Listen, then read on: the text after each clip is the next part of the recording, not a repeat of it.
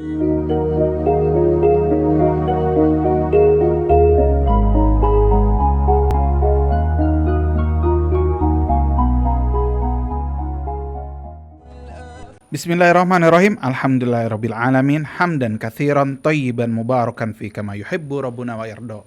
Allahumma shalli wa sallim wa barik ala sayyidina Muhammadin wa ala alihi wa sahbihi wa barik wa sallim. Assalamualaikum warahmatullahi wabarakatuh. Ikhwan akhwat, pendengar pemirsa Rasil dimanapun Anda berada, apa kabar?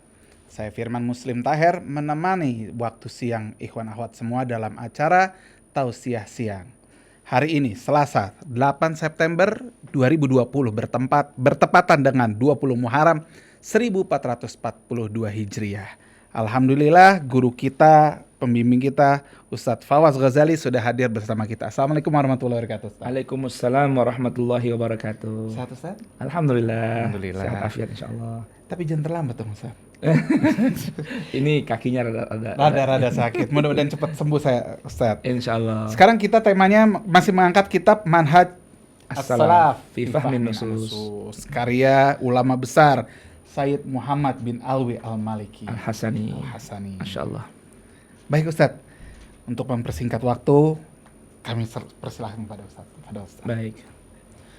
Bismillahirrahmanirrahim.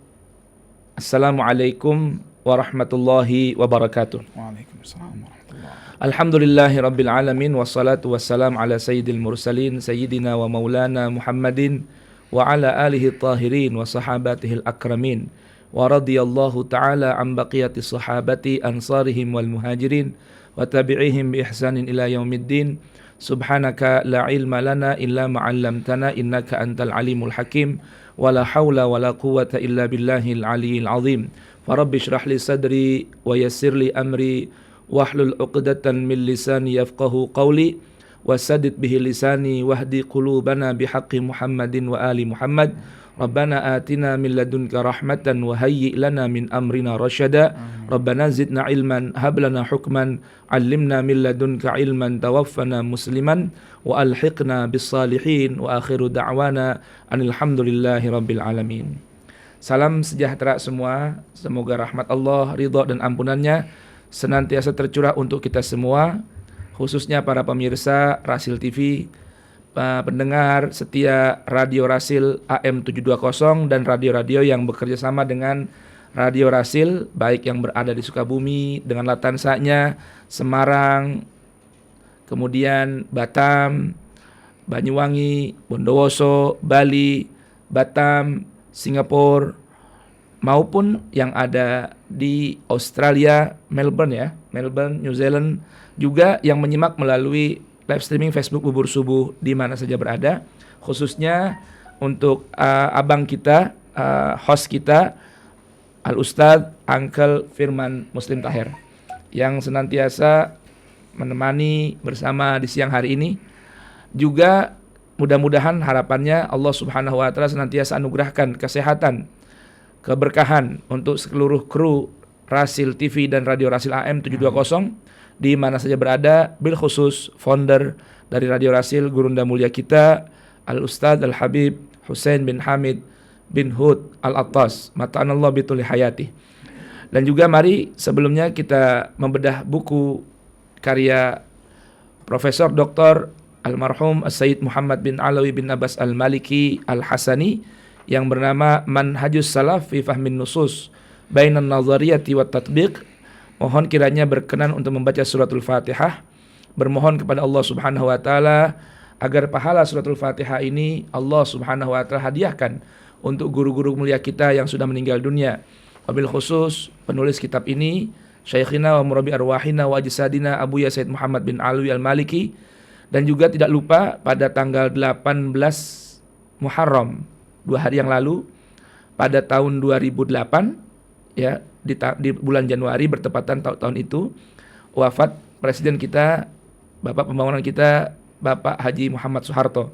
Mudah-mudahan Allah berkenan jadikan kuburnya raudhatan min riyadil janan. Allah berikan rahmat dan ampun untuk beliau, dan mudah-mudahan kebaikannya yang dia persembahkan selama memimpin negeri kita ini diberikan juga keberkahannya untuk rakyat Indonesia. Dan juga mudah-mudahan untuk guru-guru kita yang masih hidup, mudah-mudahan Allah Subhanahu wa Ta'ala anugerahkan kesehatan, panjang umur, sehat dan afiat. gurunda kita Al-Ustaz Husain bin Ahmad Al-Attas, Abu Said Ahmad bin Muhammad Al-Maliki, Kiai Haji Muhammad Ihya Ulumuddin, Ayahanda Buya Kiai Haji Ghazali Musannif, mudah-mudahan kita semua dan khususnya seluruh masyarakat dan rakyat Indonesia ini Allah berkenan berikan perlindungan, penjagaan dari bermacam wabah yang sedang diturunkan oleh Allah Subhanahu wa taala, yaitu wabah virus corona. Mudah-mudahan kita semua, khususnya para pendengar, pemirsa Rasil, Allah Subhanahu wa taala berikan perlindungan, rahmat dan ampunan. Ala hadhinya wa kullu niyatin salihah wa ila hadratin nabil Mustafa Muhammadin sallallahu alaihi wa alihi wasallam wa anna Allah yaj'aluna wal mustami'in wal musyahidin wal muslimin min ahlil Fatihah. A'udzu billahi minasyaitonir rajim. Bismillahirrahmanirrahim. Alhamdulillahi rabbil alamin arrahmanir rahim maliki yaumiddin. Iyyaka na'budu wa iyyaka nasta'in. Ihdinas siratal mustaqim. Siratal ladzina an'amta 'alaihim ghairil maghdubi 'alaihim waladdallin. Rabbighfirli wa liwalidayya walil mu'minina. Amin. Baik. Sebagaimana pesan manajemen Rasil berkenan dengan masa pandemi COVID-19, tentunya kita senantiasa memanjatkan doa. Dan kiranya perlu melalui corong pemancar Radio Rasil dan Rasil TV ini slogan yang bertebaran di mana-mana tentang mengajak masyarakat untuk melawan virus corona dengan 3M ini harusnya direvisi. Revisi, ya kan? Apa itu? Sebelum 3M yaitu mencuci tangan, menggunakan masker dan menjaga jarak, seharusnya melalui bermacam media, dan alhamdulillah termasuk Radio Rasil ini kita kumandangkan sebelum 3M tadi ada yang pertama yang lebih penting, yaitu memperbanyak istighfar atau permohonan ampun dan bertaubat kepada Allah. Karena Allah Subhanahu wa taala dalam beberapa ayat Al-Qur'an memberikan sebuah informasi yang valid, janji yang pasti. Contoh di dalam Al-Qur'an surah Al-Anfal, Allah Subhanahu wa taala berfirman, "Wa ma kanallahu mu'adzibahum wa hum yastaghfirun." Dan sekali-kali Allah tidak akan memberikan azabnya, ujiannya, siksanya, termasuk wabah, virus yang penyakit yang bertebaran ini pada satu kaum selama mereka senantiasa berbanyak mohon ampun, beristighfar kepada Allah. Satu. Yang kedua, dalam Al-Quran surah Hud, di permulaan surah Hud itu Allah Subhanahu wa taala berfirman, "Istaghfiru rabbakum tsumma tubu ilaih yumatti'kum mata'an hasanan ila ajalin musamma wa yu'ti kulladzi fadlin fadlah." Allah memberikan perintah, perbanyaklah oleh kalian beristighfar, memohon ampun kepada Allah dan bertaubat kepadanya, pasti yumatti'kum, Allah akan berikan kenyamanan hidup, ketenangan hidup, kenikmatan hidup dengan kenikmatan yang begitu bagus dan sempurna. Yumatti'kum mata'an hasanan. Ketika sekarang warga dan bangsa Indonesia khususnya dan dunia pada umumnya ketakutan, fobia dengan apa? Dengan perkumpulan, pertemuan, perjumpaan karena berita tentang virus corona yang sedang mewabah. Allah beritahukan, kalau ingin hidup nyaman, gak ada rasa takut, tenang, gak ada rasa takut, kuncinya berbanyak istighfar dan bertaubat. Maka sebelum 3M menggunakan mencuci tangan dengan sabun, menggunakan masker yang merupakan protokol kesehatan, kemudian apalagi menjaga jarak, social distancing, harusnya kita utamakan dan kedepankan slogan protap dan protokol ketuhanan. Karena corona ini kan makhluk Allah. Makhluk Allah Subhanahu wa taala yang diantara peran dan tugasnya, ya, karena ini makhluk Allah, Allah beritahukan seluruh makhluk Allah kecuali manusia dan jin. Mereka ini senantiasa apa kerjanya? Yusabbihu lillahi ma fis samawati wa ma fil ardh. Jadi corona itu sebuah virus yang merupakan makhluk dari makhluk Allah Subhanahu wa taala. Setiap waktu kerjanya bertasbih. Nah, makhluk, hewan, angin, udara, tumbuhan bertasbih kepada Allah senantiasa, termasuk virus yang bernama corona. Oleh karenanya terjadi konsleting jika ada arus yang berlawanan.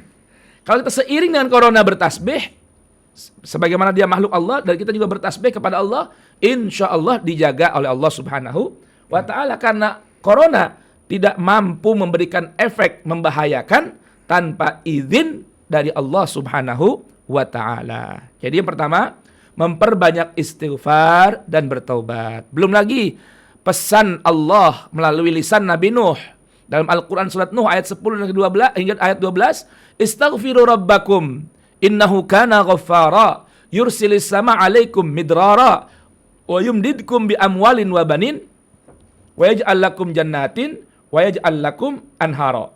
Jadi kunci untuk mendapatkan kebahagiaan, ketentraman, kenyamanan adalah memperbanyak istighfar. Terlebih lagi nih Uncle Firman, ada satu ayat nih dalam Quran surat Hud ayat 52. Mudah-mudahan para pemirsa dan pendengar bisa mengambil pesan yang tersirat dari ayat ini. Apa itu? Rupanya memperbanyak istighfar itu menambahkan kekuatan imun tubuh. Subhanallah. Ini kan urusan corona kan urusan imun ya. Orang akan kena efek corona jika imunnya lemah. Quran surat Hud ayat 52. Ya. Nabi Hud ini berkata kepada umatnya, wa ya qaumi astaghfiru rabbakum thumma tubu ilaih yursilis sama alaikum midrara wa yazidkum quwwatan ila quwwatikum. Ditambahkan kekuatan oleh Allah. Nah, untuk tubuh kita apa berarti? Imun tubuh. Nah, jadi tadi itu ya, sebelum 3M yang ramai dipasang di slogannya, jadi slogan di mana-mana disiarkan. Yang pertama, untuk melawan virus corona adalah memperbanyak istighfar dan bertaubat kepada Allah. Yang kedua, memperbanyak memohon perlindungan dari Allah. Karena Allah lah sang pemilik virus corona. Habis itu baru boleh deh, ya kan? Cuci tangan dengan sabun. Kemudian menggunakan masker ketika keluar rumah. Kemudian menjaga jarak. Lebih lagi kalau kita mau ke masjid, rumah Allah Subhanahu wa Ta'ala, kan sudah ada protapnya dalam Al-Quran dan Sunnah. Ya, pakaian yang bersih, pakaian yang rapi, berwudu, bahkan dalam sebuah hadis yang sahih, baginda Rasul sallallahu wasallam mubaraka alaih diriwayatkan menyampaikan sebuah pesan, man kharaja min baitihi ila salatil maktubati wa fi riwayatin ila masjidin li salatil maktubati mutatahhiran. Siapa orang keluar dari rumah menuju masjid, ya, menuju masjid dalam keadaan suci. Arti suci itu apa? Sudah mandi, berpakaian rapi. Al-Quran surat Al-A'raf ayat 31, Allah berpesan di situ, setiap orang yang mau berangkat ke masjid gunakan pakaian yang bersih, perhiasan yang bagus. Artinya sudah bersih, sudah rapi. Itu keren, bajunya wangi, tangannya pasti bersih dong. Iya. Udah wudu, kan tadi dari rumah sudah punya wudu, iya. Sudah mandi, sudah punya wudu. Apa kata Rasulullah? Pahalanya kana ka ajril haji wal umrah. Dapat pahala haji dan umrah. Dalam riwayat lain, satu langkahan kakinya yang ke depan menghapus dosa-dosa, satu langkahan berikutnya mengangkat derajatnya di sisi Allah Subhanahu wa Ta'ala. Au kama qala sallallahu wasallam wa baraka alaih. Tuh. Itu ada protap sudah. Dalam masjid. Kalau sekarang kali yang datang ke masjid dalam kondisi fit ya, sehat ya. Ada lagi. Ada lagi. Nah, ini berada di rumah kan? Berada di rumah sudah berpakaian yang rapi, zina, pakaian yang paling bagus, bersih badannya. Di dalam mau keluar rumah untuk ke masjid, ya. Tadi kan di rumah persiapan nih mau ke masjid. Dari rumahnya mau ke masjid, ada protap yang Rasul ajarkan. Satu, ada riwayat hadis dari baginda Rasul sallallahu wasallam wa baraka alaih. Apa itu yang pertama? Membaca doa. Doanya apa nih? Sebelum tadi protek ya. Ada doa, ada protek. Doanya apa? Allahumma inni as'aluka bihaqqis sa'ilina 'alaik wa bihaqqir raghibina ilaik wa bihaqqi man syahada ilaik fa inni lam akhrud asyran wala bataran wala riya'an wala sum'atan bal kharajtu ittiqa as-sakhatik wa ibtigha'a mardatik as'aluka an tunqidhani minan nar wa tadkhulani al-jannah wa taghfira li dhunubi fa innahu la yaghfiru dhunub illa anta. Kata Rasulullah, kalau orang mau keluar rumah menuju masjidnya membaca doa ini, apa kata Rasulullah? Aqbalallahu ilaihi biwajhih wastaghfara lahu sab'ina alfi malak. Artinya, kata Rasulullah, kalau orang keluar rumah mau ke masjid baca doa ini, maka Allah akan menghadapkan wajahnya padanya. Nah, ini bahasan sifat ya. Artinya, gambaran Allah senantiasa melindunginya, mengawasinya, mengawalnya. Ini kan mahal sekali. Kalau Allah yang mengawal, corona, makhluknya Allah, kira-kira bermanfaat nggak tuh? Coba tuh. Corona nggak bakal ganggu. Nggak tembus. Nggak bakal tembus. Allah yang jaga. Aqbalallahu ilaihi biwajhi. Tambah lagi, wastaghfara lahu sab'ina alfi malak. Dan malaikat sebanyak 70.000 memohonkan ampun dan rahmat untuk orang tersebut. Masya Allah. Ada lagi? Ada. Hadis dari Nabi. Ya. Setiap orang yang keluar rumah. Ini secara umum, bukan hanya ke masjid. Lalu membaca Bismillah, amantu billah, tawakkaltu ala Allah, wala hawla wala quwata illa billah. Nada munadin minal malaikah tentunya. Kufita wa wuqita. Keluar rumah nih mau ke masjid, atau sekarang lagi pandemi ya, kan anjurannya di rumah aja. Tapi kalau ada perlu ke pasar kemana, keluar rumah baca Bismillah, amantu billah, tawakkaltu ala Allah, wala haula wala quwata illa billah. Kata Rasulullah, malaikat yang ada di sekelilingnya memanjatkan doa dan ucapan, kufita, dicukupi segala urusanmu, wa wuqita, dan diberikan perlindungan dan perisai oleh Allah untukmu. Jadi kayak kita pakai apa namanya? Facial. Ini bukan facial, seluruh tubuh dilindungin kalau kita keluar baca ini. Tambah lagi kalau kita keluar rumah, baca Bismillahilladzi la yadurru ma'asmihi syai'un fil ardi wala fis sama'i wa huwas sami'ul alim. Apa kata Rasulullah?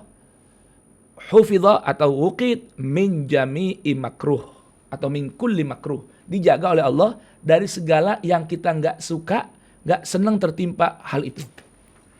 Ini udah ada protapnya nih, sebelum protap kesehatan. Mandi, bersih, ruci, rapi, berpakaian, membaca doa-doa tadi. Masuk masjid, doa lagi kita. Iya. Kalau sekarang ada bonus, sebelum masuk masjid, pakai apa namanya? Tes suhu. Tes suhu. Nah, ya kan? Ini tapi di rumah udah ada protek loh ya. Udah ada protek. Yang bersifat batin nih. Belum lagi malaikat yang mengawal. Al-Quran suratul An'am. Ada malaikat hafadzah yang menjaga kita. Kemudian Al-Quran surah Ar-Ra'du ayat ke-11. Bahasa Al-Quran, lahu mu'aqibatun min bani yadayhi wa min khalfih. Allah senantiasa akan mengirim malaikat yang silih berganti menjaga kita dari arah depan dan arah belakang. Emang nggak percaya sama Allah? Kan malaikat nggak kelihatan, tapi wajib kita percaya kan? Virus corona kelihatan nggak? Enggak. Wajib kita percaya kan? Ya udah dong. Ada corona, ada malaikat. Kira-kira gimana? Malaikat tugasnya menjaga dari segala yang kita nggak sukai, termasuk dari apa? Virus. Dari virus corona tadi.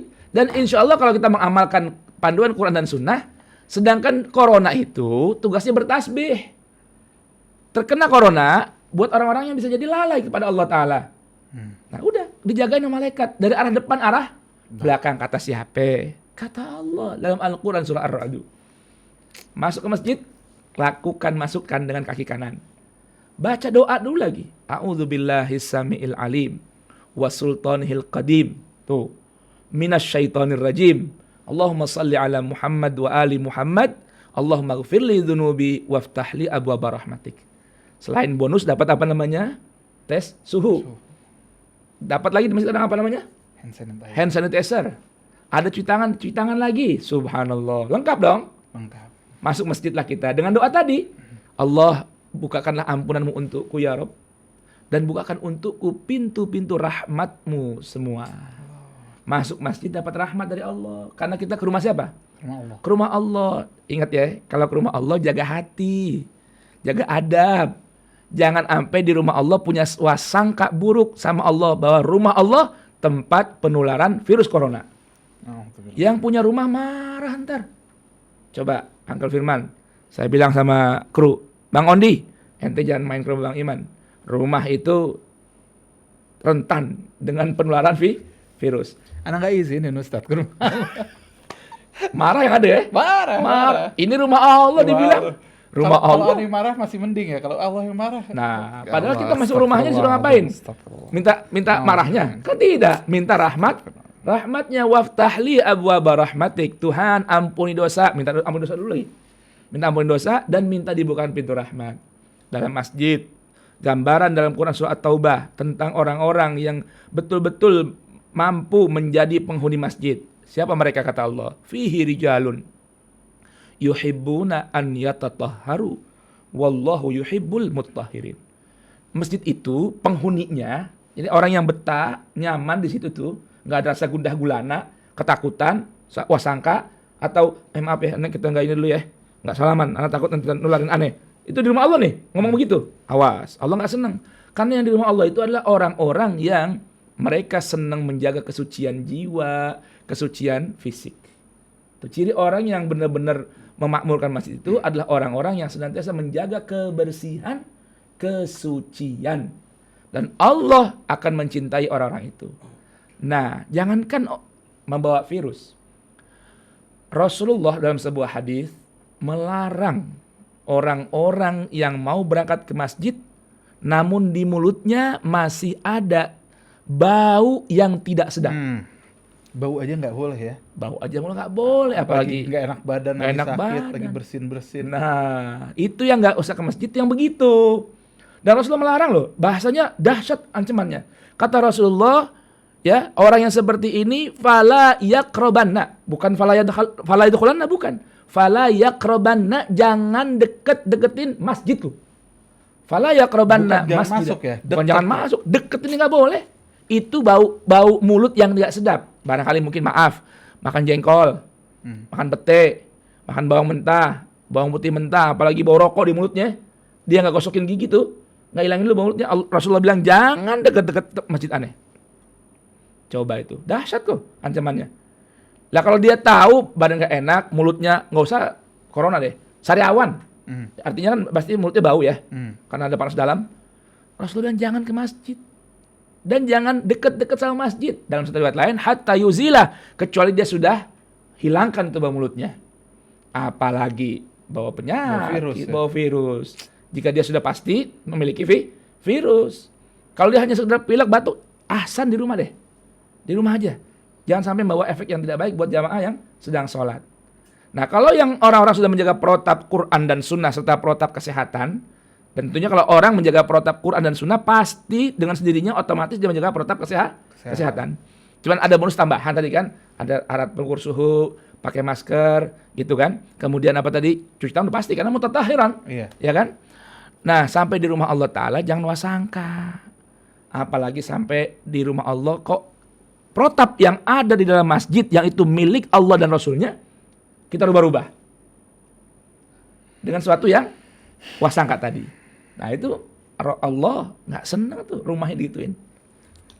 Pokoknya baik yang kita sama-sama ikutin protap itu ya. Protap Quran dan Sunnah. Yang sehat ikutin protap, yang kurang sehat udah Pak, ikutin protap. Yang kurang sehat jangan ke masjid. Kalau maksain ke masjid bukan dapat pahala. Bukan dapat pahala itu. Bukan. Itu namanya menzalimi orang lain. Nah itu nggak sesuai dengan Al-Quran dan As-Sunnah. Kan begitu. Nah, oleh karenanya tadi jadi protap melawan virus corona itu, pertama memperbanyak istighfar dan taubat. Yang kedua memperbanyak doa, perlindungan dari Allah dari bermacam bala dan wabah. Yang ketiga menjaga kesucian zahir maupun batin.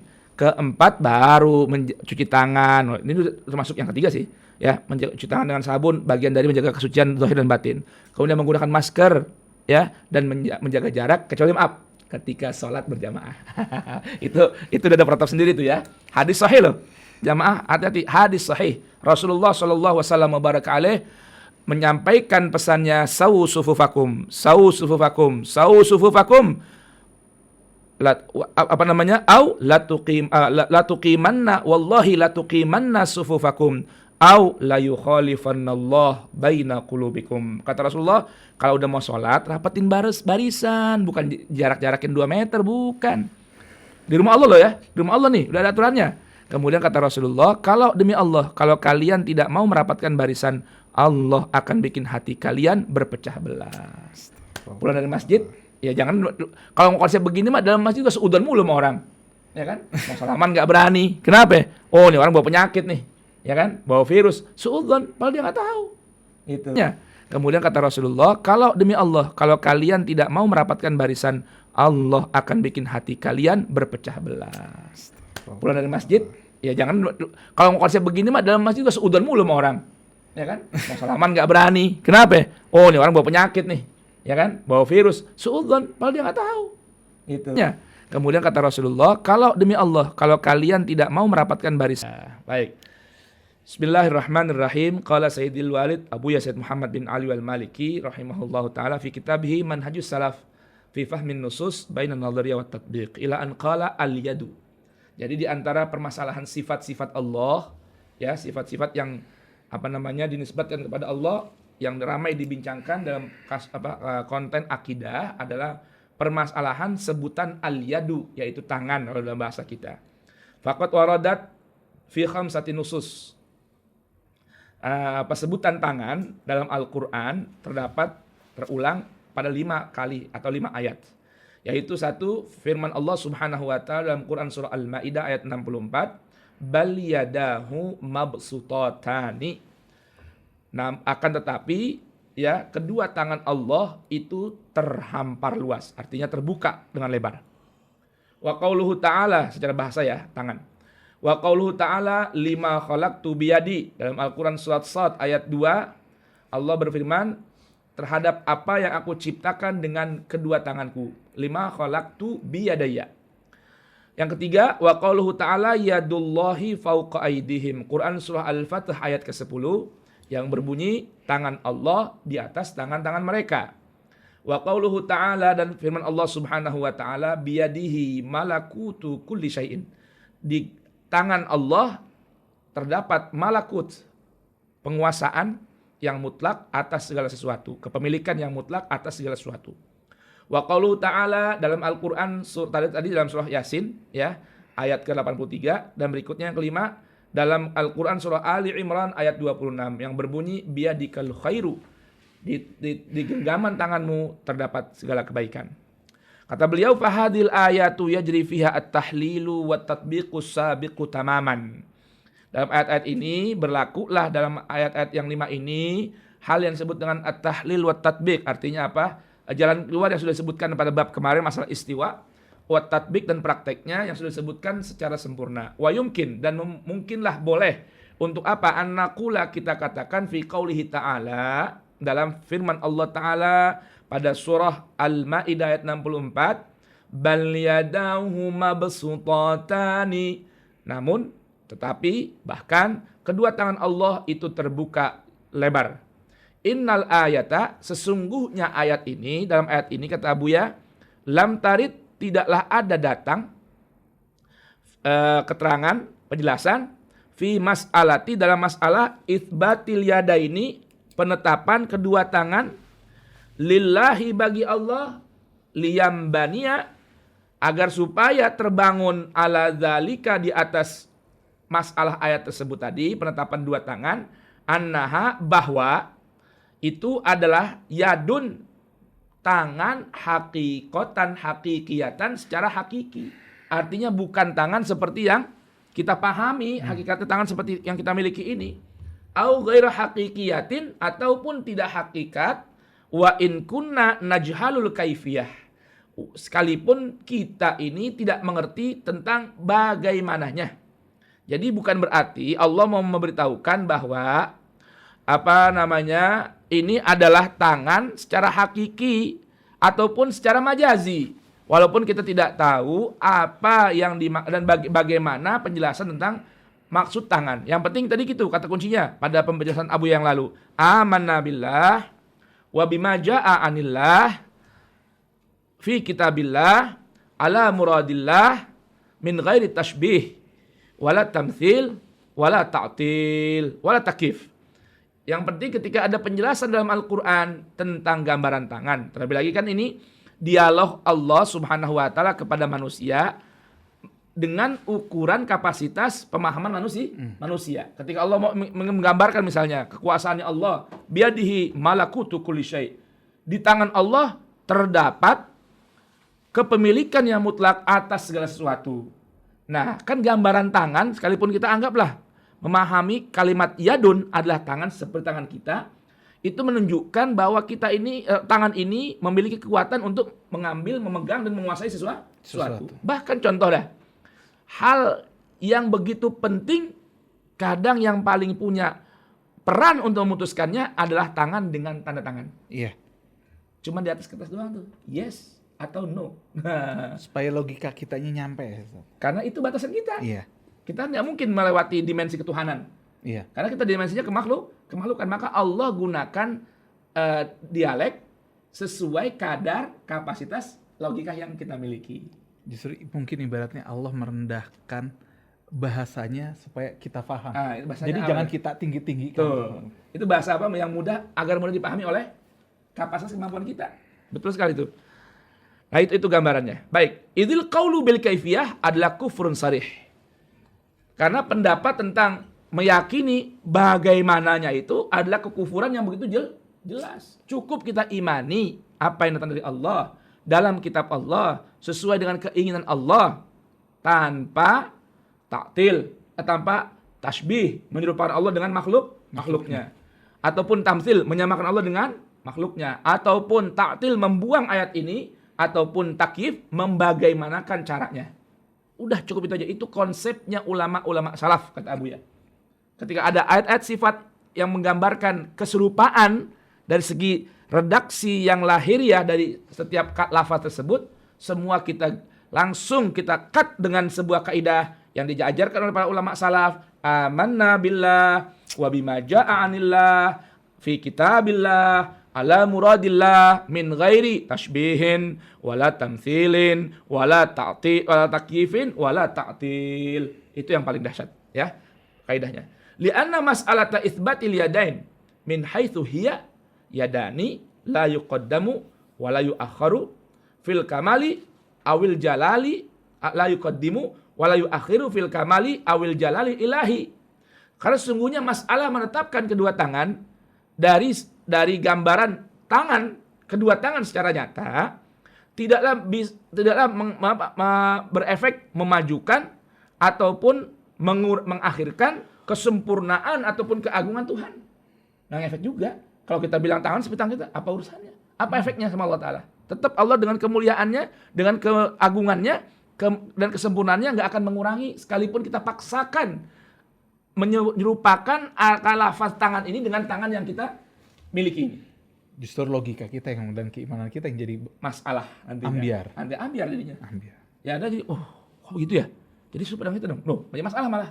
Iya. Nah, gitu. Padahal Allah tuh sudah downgrade lah ya. Downgrade untuk menggunakan dialek yang lebih mudah kita logikakan. Baik. Wala yatarattabu ala i'tiqadihi ziyadatu imanin aw yaqin. Dan kalau dengan kita malah menetapkan bahwa yang dimaksud tangan Allah itu adalah tangan seperti kita, tentunya nggak akan menambahkan keimanan ataupun keyakinan kita. Tadi yang Angka Firman bilang, Abu ya sebutkan di sini. Bal qad yajurru ilal kufri.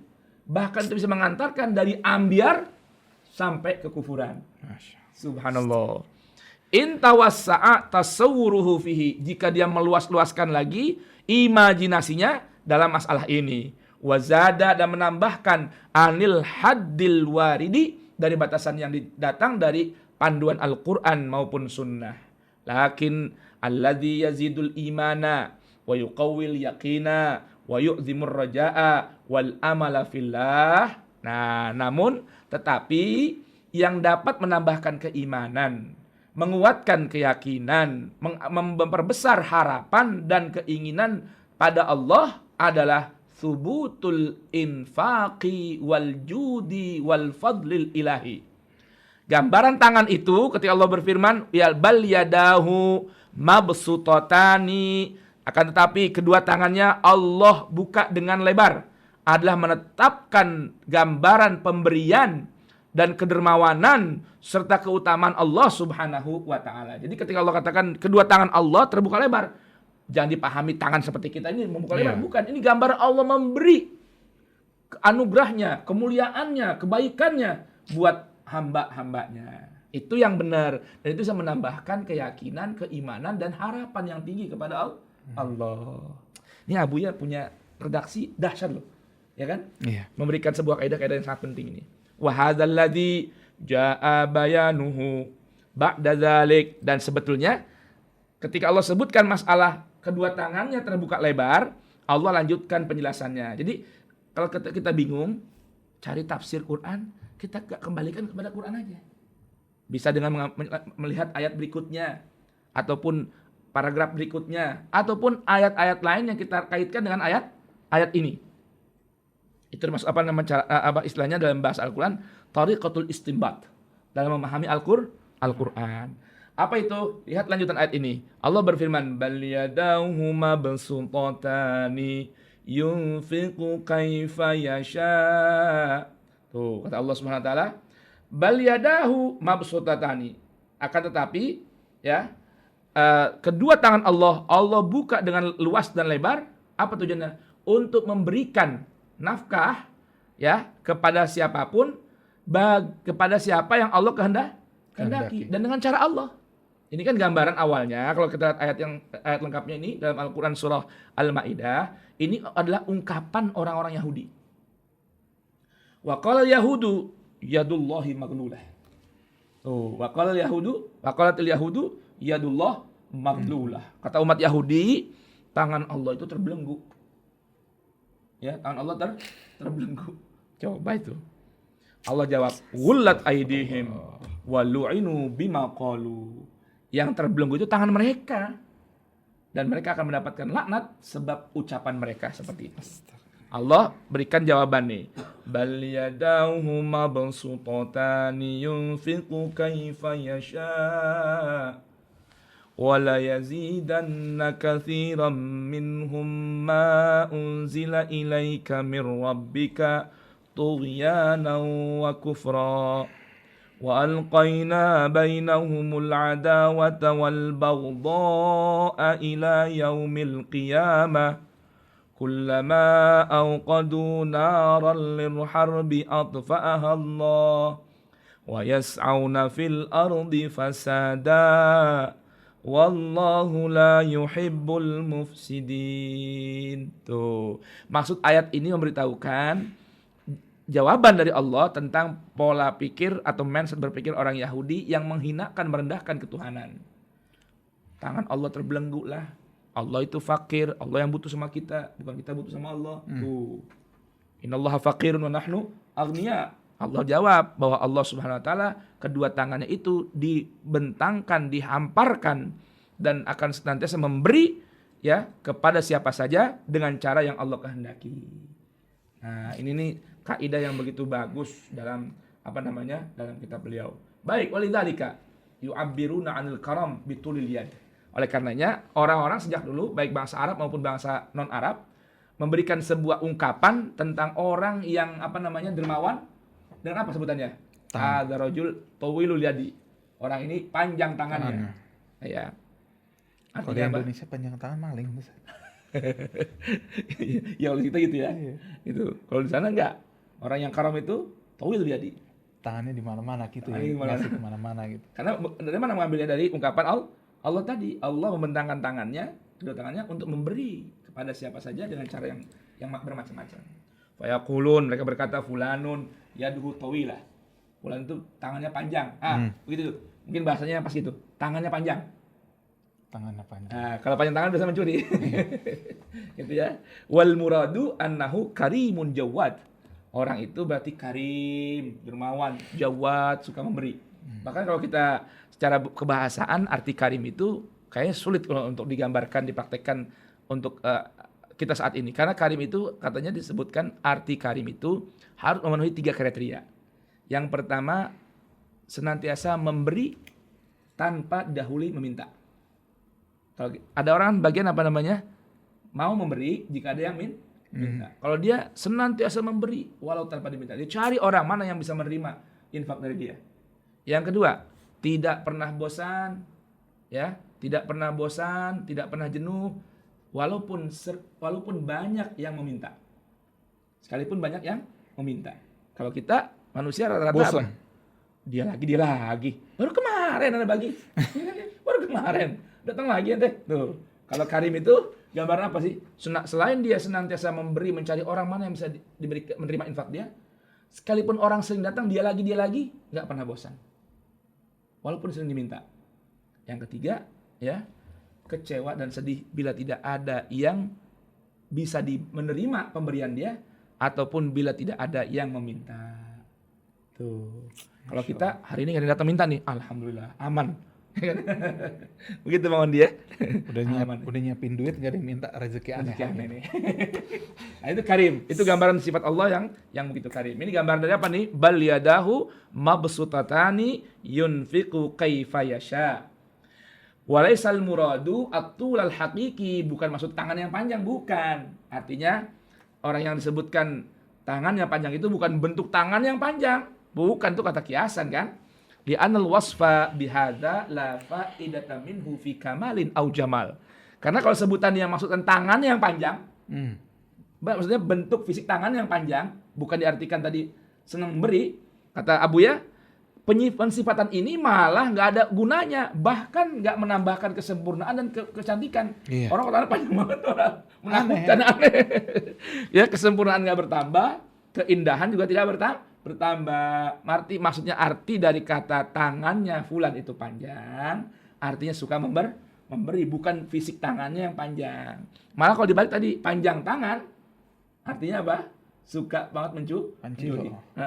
Apa namanya kalau bahasa itu? Pancilo. Begitu. Kama yaquluna fulanun yaduhu makhruqah. Kalau bahasa orang Mesir, ma'ruqah. Kalau orang Mesir kan qaf jadi hamzah.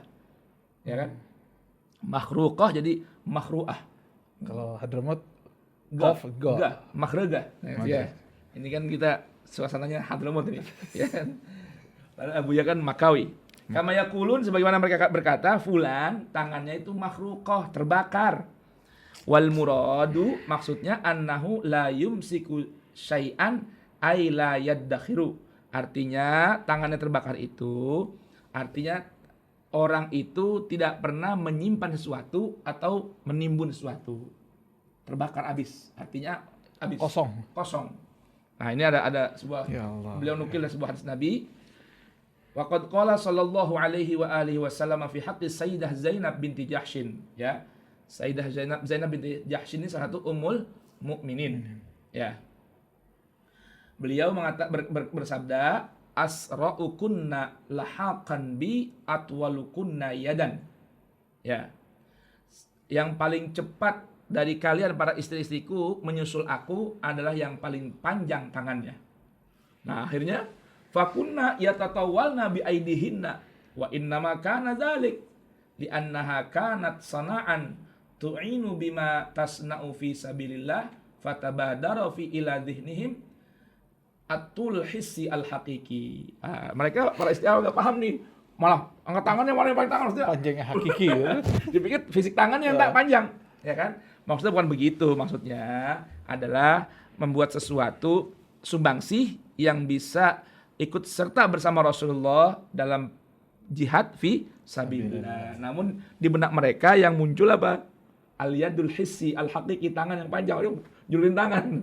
Saking semangatnya, karena Nabi bilang yang paling cepat nyusul saya adalah yang paling panjang tangannya. Padahal maksudnya bukan begitu. Nah, demikian ini beberapa paragraf dari tema kita tentang memahami sifat Allah yang disebutkan dalam Al-Quran, yaitu tangan. Baik, kira-kira kita jeda dulu ya. Kita jeda dulu. Lagi. Ya, bagi ikhwan akhwat yang ingin bergabung dalam acara ini dapat mengajukan pertanyaan melalui WhatsApp di 0811199970 atau dapat menelepon kami dan berbicara dengan Ustadz secara langsung di 0218451512. Ikhwan akhwat, kami akan kembali setelah jeda berikut.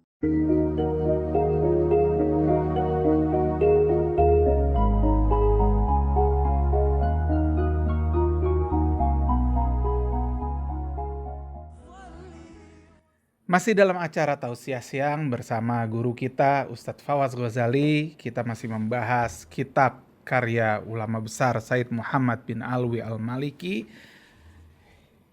Manhaj as-Salaf fi Fahmi Nusus. Ya, bagi ikhwan akhwat yang ingin bergabung dalam acara ini dapat mengirimkan WhatsApp atau SMS di 08111999 720 atau dapat menelpon kami supaya langsung berbicara dengan Ustadz di 021 845 1510. Ustadz, ini kan kita berbicara mengenai tangan Allah tadi. Iya. Kita menafsirkan bahwa bukan bentuknya, bukan tangan dalam arti konotasi tangan kita ini dalam kitab ini. Tapi Ustadz, nggak sedikit dan ada beberapa ulama atau Ustadz beranggapan bahwa apa yang tertulis di Al-Quran itu jangan ditafsirkan lain. Iya. Kalau memang ditulis tangan, tafsirkan tangan.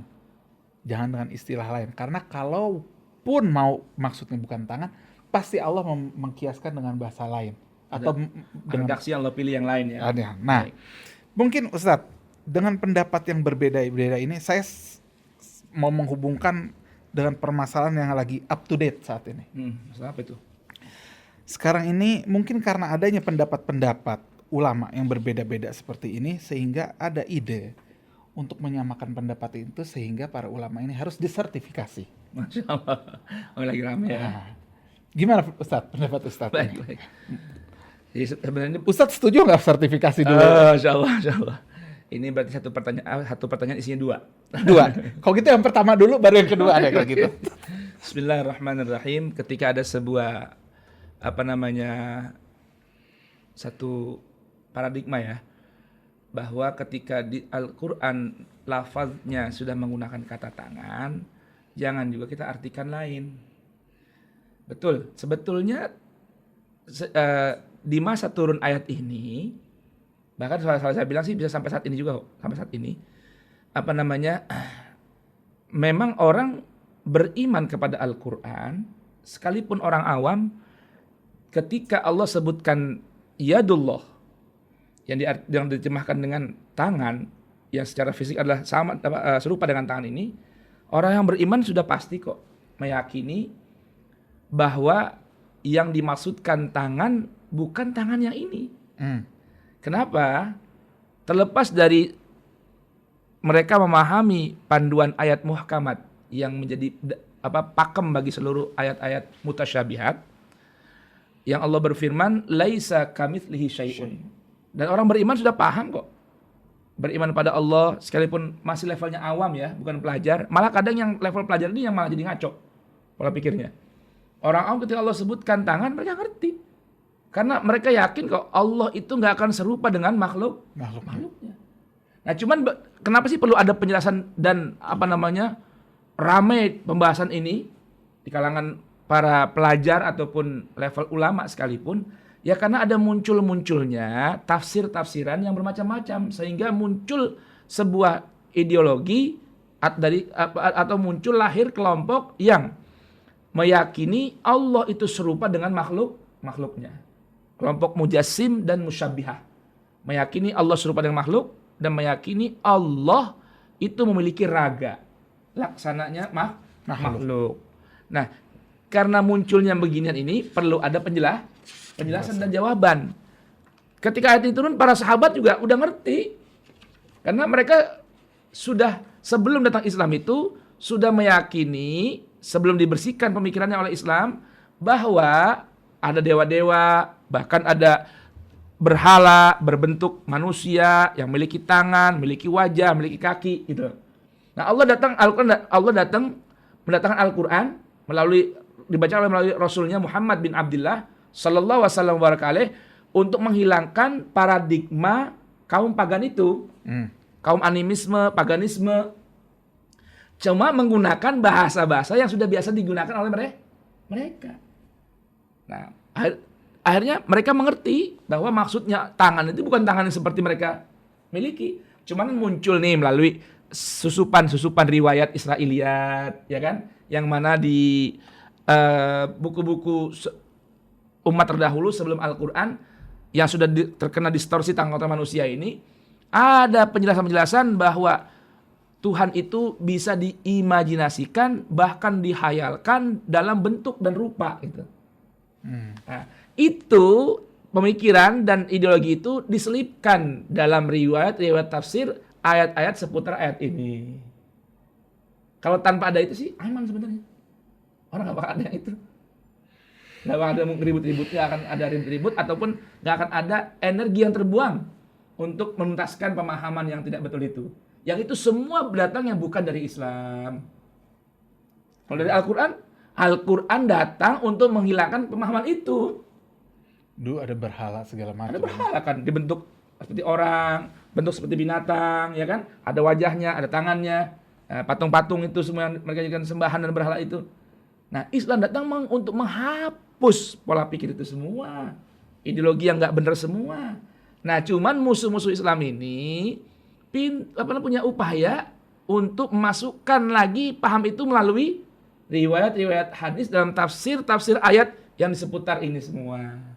Padahal Allah guna redaksi ini untuk memudahkan logika dan daya tangkap orang-orang yang menerima ayat ini yang diturunkan di tengah mereka agar mudah memahami Islam dengan pemahaman yang mereka sudah biasa mengerti gitu. Yang udah derajatnya naik jadi downgrade lagi kalau downgrade gitu. lagi gara-gara itu. Makanya saya bilang, karena orang awam lebih mudah memahami kok. Jujur deh, orang awam baca terjemah Al-Quran nih, ya kan? Yang nggak belajar ya, nggak belajar tafsir, nggak belajar seputar ilmu hadisnya nih. Ketika dibaca, yadullah bal yadahu mabsutatani yunfiqu kaifa yasha. Namun akan tetapi bahkan tangan Allah dibuka, dihamparkan untuk memberikan infak ya kepada siapa yang Allah kehendaki dengan cara yang Allah kehendaki. Orang paham kok, bukan tangan ini, bukan. Paling tidak nggak mau membayangkan. Nggak mau membayangkan lagi, udah paham. Oh berarti Allah itu maha pemurah, udah ngerti itu doang. Cuman ini gara-gara ini nih, selipan-selipan, susupan-susupan ini nih. Nah orang, ya itulah. Memang kalau, maaf ya kalau bahasa, yang bikin rusak ini nih, susupan riwayat ini. Akhirnya orang tidak mau mengukur pemahaman dengan Al-Quran, tapi mengukur Al-Quran dengan pemahaman mereka dan riwayat yang mereka pahami. Itu. Makanya perlulah ada buku-buku seperti ini ditulis agar kembali dibersihkan pola pikirnya. Nah, kasus tadi lagi rame nih, sertifikasi ya. Pertanyaan tajam banget sih. Setuju apa enggak gitu ya? Pada dasarnya sih, kenapa bisa ada muncul? Tadi kan data ini nih. Iya. Ya, data maksud ini yang jadi penyebab munculnya wacana sertifikasi. Kalau saya pribadi sih, sebetulnya sertifikasi itu wajib ada sebetulnya. Cuma bagaimana teknis dan mekanismenya ini untuk di negeri kita ruwet. Kenapa? Mohon maaf ya, sekedar perbandingan aja. Kalau kita berjalan berkelana ke negeri orang, kita di sini kan notabene konsep pemahaman edukasi atau pembelajaran dunia keislamannya mengikuti Ahlus Sunnah wal Jamaah. Di sebelah sana seberang, di Iran, Irak, itu juga ada namanya konsep madrasah pendidikan metode Ahlul Bait. Di sana itu yang saya ketahui ya, mohon maaf nih kalau ada salah, mohon dikoreksi nih, baik dari teman-teman di kalangan Ahlus Sunnah maupun di kalangan Syiah sekalipun. Di Hauzah, kalau kita pesantren, di Hauzah di sana itu di di konsep pendidikan Ahlul Bait yang dikenal dengan yang dianut oleh orang-orang saudara-saudara kita dari kalangan Syiah ini, itu yang namanya label itu ada jenjang yang harus dilewati dulu. S1, S2, S3 kalau kita ya. Di sana juga ada. Itu nanti kalau level S1, S2, S3 dari kajian keislaman lulus mendapatkan titel atau label Hujjatul Islam. Hujjatul Islam. Nanti ini level Hujjatul Islam, ini belum dapat sertifikasi boleh berfatwa. Bahkan boleh duduk di atas mimbar untuk mengajar. Belum boleh. Kalau kita, ada nggak gitu? LC langsung ceramah. LC langsung ceramah, oke. Ya kan? Yang masalah, jadi gini, di sini nggak ada perbedaan antara mubaligh, dai dengan mufti. Ini jadi masalah nih. Dan masalahnya kurikulum pendidikan kita juga, ya nggak ada jenjang sertifikasinya. Ini jadi masalah. Yang saya dengar ya, yang saya tahu, di sana seorang bisa menjadi level marja setelah S3 nih. Setelah S3, setelah mendapatkan level S3, doktor, di sana kalau dalam dunia pesantren di kalangan Syiah itu namanya Hujatul Islam labelnya, ya. Jadi di depannya doktor, ada depannya Hujatul Islam, doktor. Gitu. Baru deh belakangnya apa tuh? MA apa semacam. Untuk menjadi seorang yang diizinkan untuk memberi fatwa namanya marja. Kalau dalam kalangan mereka, marja. Ada tempat orang merujuk mencari jawaban. Itu harus mengikuti namanya bahthul khariji. Keluar dari hauzah ke tempat hauzah lain untuk membuat satu penelitian. Kalau kita bahasa penelitian ya. Penelitian. Observasi. Untuk mendapatkan sertifikat menjadi seorang marja, itu harus mengikuti pendidikan antara 5, 10, hingga 30 tahun. Susah nggak kira-kira? Iya. Ya kan? Kalau kita follower sih ukurannya. Atau maaf ya, kalau konsep pendidikan tradisional kadang dengan sorban yang gede, jubah, sorban, tongkat, udah. Nggak bisa bedanya mana dai yang hanya tugasnya mengajak orang dengan mufti yang boleh memberikan fatwa.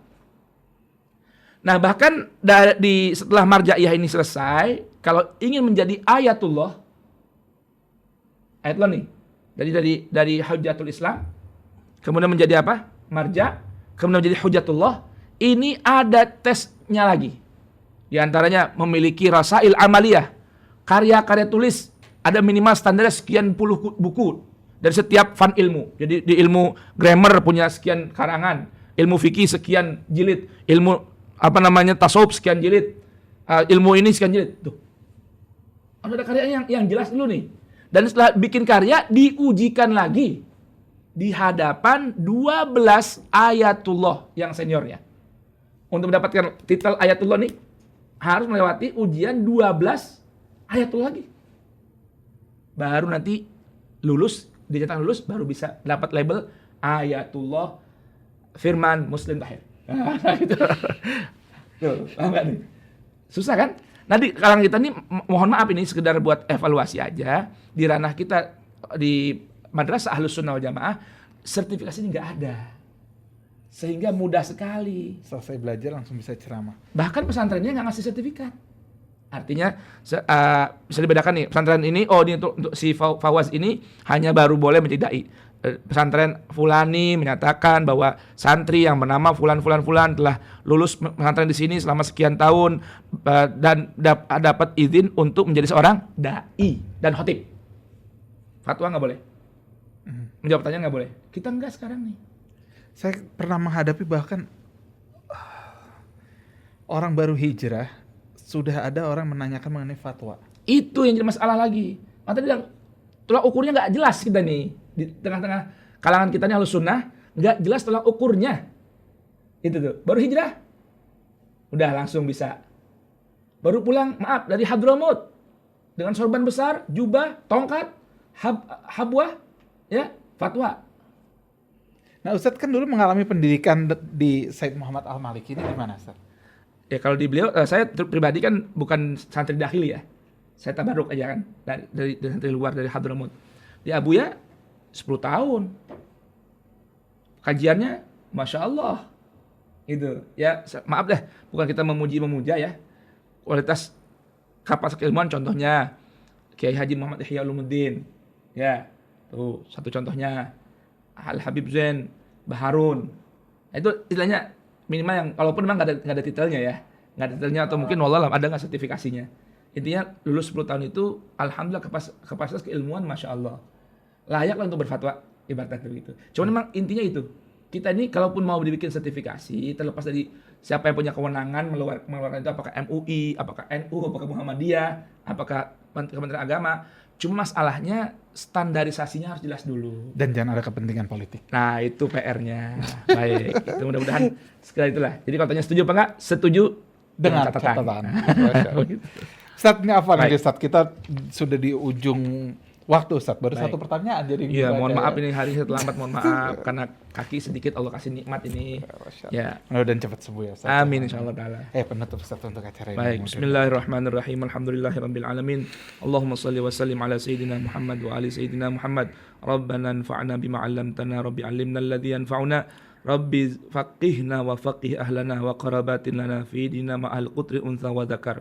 Rabbana taqabbal minna innaka antas samiul alim. Rabbana waj'alna muslimina laka min dzurriyyatina ummatan muslimah wa arina manasikana wa tub alaina innaka antat tawwabur rahim. Sallallahu ala sayyidina Muhammadin wa alihi wa sahbihi wasallam wa akhiru da'wana alhamdulillahirabbil alamin. Subhanakallahumma wa bihamdika asyhadu an la ilaha illa anta astaghfiruka wa atubu ilaik. Mohon maaf wa'alafu minkum. Wassalamualaikum warahmatullahi wabarakatuh. Waalaikumsalam warahmatullahi wabarakatuh. Terima kasih Ustadz atas waktu dan atas ilmu yang sudah diberikan kepada kami semua. Ya ikhwan akhwat, kita akhiri acara ini. Saya Firman Muslim Tahir ditemani oleh sahabat saya Ondi dan Anis di meja operator. Kami mohon maaf apabila banyak kekurangan di sana sini. Semoga dibukakan pintu maaf sebesar-besarnya. Subhanakallahumma wa bihamdika asyhadu an la ilaha illa anta astaghfiruka wa atubu ilaik wa a'udzu minkum. Wassalamualaikum warahmatullahi wabarakatuh.